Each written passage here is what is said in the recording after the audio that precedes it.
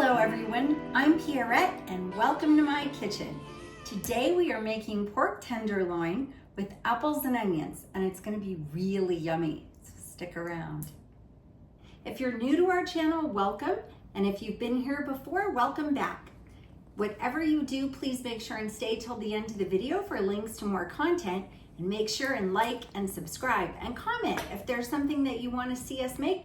And with that, we're going to get started. I wanted to show you what you'll need. So this is a pork tenderloin. This one's from Trader Joe's. And we have some organic Gala apples. You can use any apple that you'd like, but the Gala apples are sweet, which is a nice compliment, and they stay firm when you cook them. And you'll need a medium yellow onion, and that's it. Prep for this is super simple. Cut your apples in half and scoop out the middles. Slice them up and set them aside.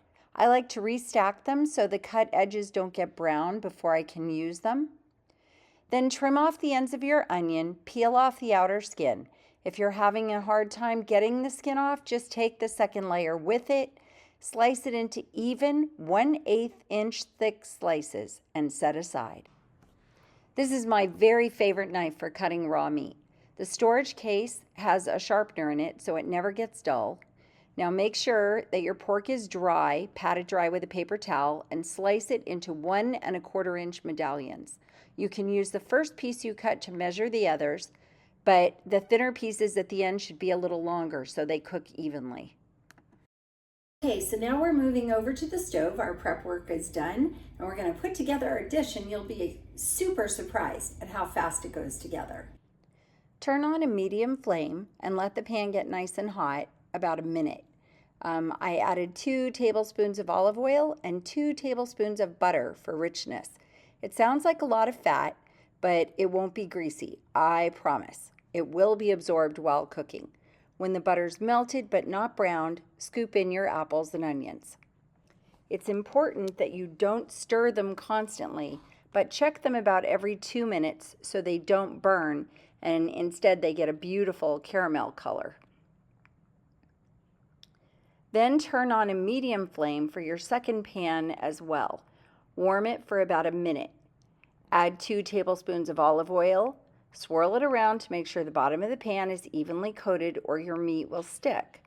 Make sure the pieces of your pork loin are dried with a paper towel before you add them, or the extra moisture will cause the oil to splatter like crazy, and I don't want you to get burned.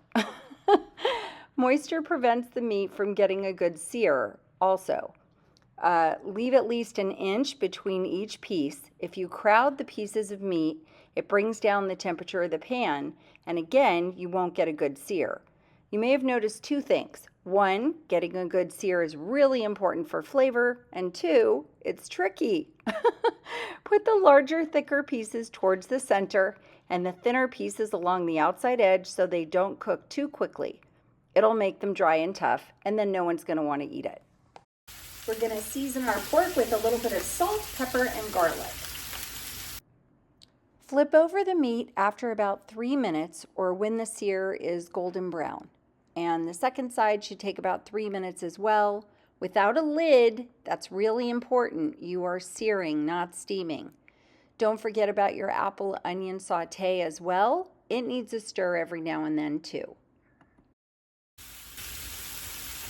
And we're also going to add to our onions and apples a little bit of ginger,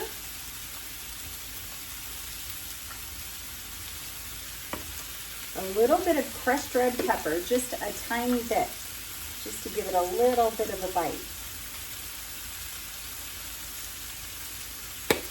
And a tiny bit of cardamom, probably no more than 1/4 teaspoon.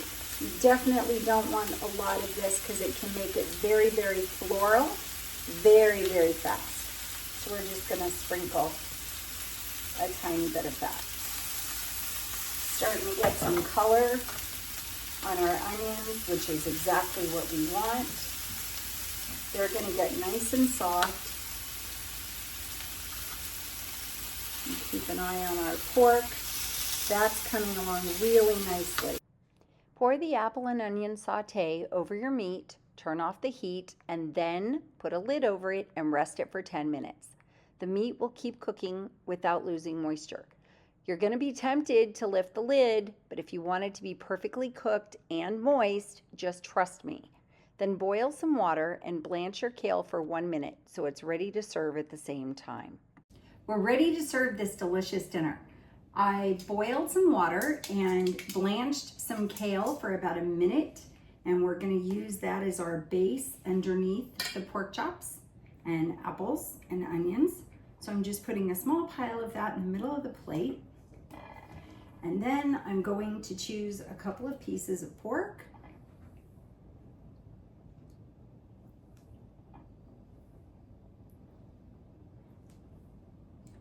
And then I'm going to scoop apples and onions next to it. Now the taste test. This is the most important part. When you cut into the pork, you can see that it is cooked perfectly. It's not dry because we didn't cook it to perfection and then rest it. It continues to cook at that point. So we cooked it where it was still a little pink in the middle, and then we let it rest for 10 minutes, which makes all the difference because that way it stays nice and moist. So I'm just gonna take a bite with the apple and the onion.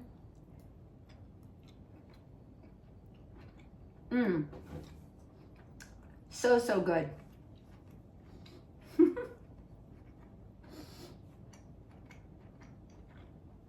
I never realize how slowly you chew until you do it on camera. Oh. It's so good. There's a little bit of crushed pepper, a little hint of ginger, a little bit of cardamom, and then the pork, which is just juicy and cooked to perfection. And because it's a tenderloin, it's so tender.